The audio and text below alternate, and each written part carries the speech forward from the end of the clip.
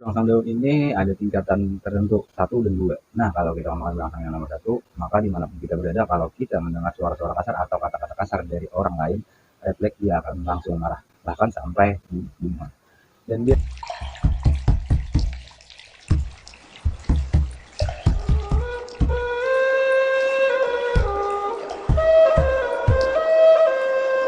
Assalamualaikum warahmatullahi wabarakatuh. Orang Kalimantan pastinya sudah tahu yang namanya ilmu kebal. Dari kebal pukul sampai kebal dibacok, tusuk, sampai kebal senjata api. Kalau membahas masalah soal kebal, memang orang-orang Kalimantan atau di Kalimantan sudah banyak yang tahu. Tapi kali ini pembahasannya di dalam video ini bukan tentang kebal, tapi masih berkaitan dengan ilmu tersebut. Ilmu pertarungan. Tapi yang dibahas ini bukan ilmu kebal. Dan kali ini kita bahas tentang masalah keberanian. Keberanian orang pastinya berbeda-beda. Ada yang berani dari lahir, atau berani karena ada yang diandalkan, atau berani karena banyak bawa pasukan alias rame-rame. Keberanian atau nyali kalau di Kalimantan Selatan ada namanya burangsang atau ritual yang bisa membuat orang yang pengecut jadi pemberani.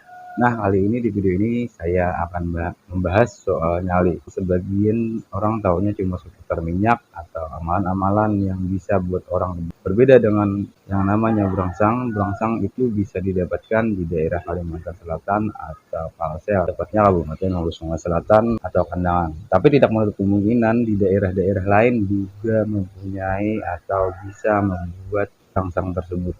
Burangsang juga punya bermacam-macam jenis pembuatannya. Ada dari sahak atau lada bahasa Indonesianya, atau dari daun-daun yang bisa didapat di hutan. Dan orang-orang yang memberi burangsang dari daun tersebut biasanya dari orang-orang tertentu dan turun-temurun diwariskan ke anak cucunya. Ada lagi burangsang yang 100% gratis dan mudah didapatkan, bahkan di rumah kita masing-masing pun bisa kita dapatkan. Di sini kita mulai bahas dari burangsang daun-daunan.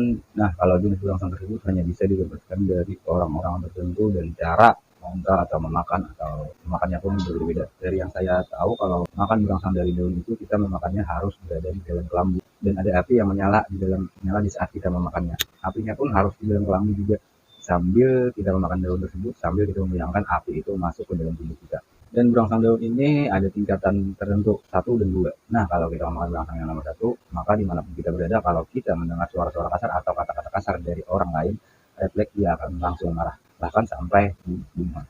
Dan biasanya tingkat satu itu diberikan kepada orang-orang yang punya hutang.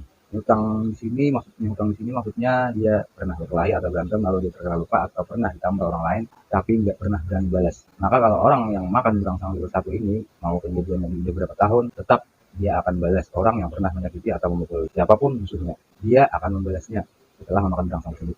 Bahkan bisa sampai bunuh-bunuhan. Kalau tingkatan yang kedua itu masih bisa dibercandain dan masih bisa pengguna atau pemakainya menahan emosi atau menahan diri. Akan tetapi jika pengguna tingkatan nomor 2 ini dipukul, dia akan langsung membalas, tapi kalau masih dalam posisi diancam atau disindir orang itu masih bisa dia diam. Tapi tetap ingat, jika si pemakai burangsang nomor 2 ini disakiti secara fisik, dia akan spontan langsung membalas. Sama halnya dengan burangsang yang ada di tingkatan nomor 1 yang sudah saya jelaskan di atas tadi. Istilah bahasa Banjar itu pada betampik atau melawan taros siapapun musuhnya kalau sudah memakan burangsang itu. Dan biasanya burangsang tersebut didapatkan tanpa membayar dengan uang, tapi dengan duduk atau biasanya ditukar dengan kopi dan gula. Tapi kalau mau memberi uangnya silahkan. Tapi kalau mau memberi uang sama si pemilik burangsang itu ya terserah, sekedarnya saja, tidak ada tarif-tarif tertentu. Burangsang juga punya nilai lebihnya. Bagi sebagian makanya orang itu akan punya sifat waspada dan tidak mudah percaya dengan orang lain, walaupun itu temannya sendiri. Dan satu lagi, jika terjadi sesuatu atau berkelahi, si pemakai burangsang tersebut melihat musuh-musuh di hadapannya akan melihat musuhnya seperti anak kecil atau kecil. Maka 80% dia akan memenangkan perkelahian tersebut. Walaupun terkadang musuhnya lebih dari satu orang atau banyak sekalipun. Pemakai burangsang akan tetap melawan, dan pemakai burangsang tingkat 2 ini biasanya orang itu masih bisa menggunakan akal atau pintaran. Dia tahu posisi kapan dia akan melawan atau membalas. Sedangkan di tingkat 1 itu berbeda. Tidak ada istilah berpikir terlebih dahulu, dia akan langsung hajar tanpa berpikir. Makanya diberikan kepada orang-orang yang punya hutang atau orang-orang yang tidak berani balas karena pernah sakiti orang lain. Sekian video dari saya, sedikit kisah tentang burangsang.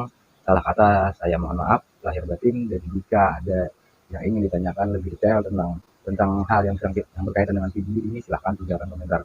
Assalamualaikum warahmatullahi wabarakatuh.